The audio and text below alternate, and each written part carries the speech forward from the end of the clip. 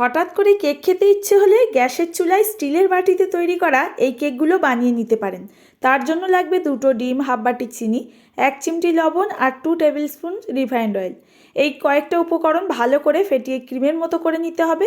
তার মধ্যে 1 বাটি দিয়ে দিচ্ছি ময়দা। এবার ময়দা ডিমের মিশ্রণের মধ্যে খুব ভালো করে ফেটিয়ে নিতে হবে। হাফ বাটি পরিমাণে লিকুইড দুধ দিয়ে ভালো করে মিশিয়ে নেওয়ার পর দিয়ে দিচ্ছি 1 টিস্পুন বেকিং পাউডার আর একটু ভ্যানিলা এসেন্স। সামান্য একটুখানি দুধ দিয়ে একই দিক দিয়ে ভালো করে এই ব্যাটারটাকে ফেটিয়ে নেওয়ার পর দিয়ে দিচ্ছি ওপর থেকে টুটি ফুটি। আপনারা যদি চান এটা স্কিপ করে বাদাম অ্যাড করতে পারেন, কিশমিশও দিতে পারেন।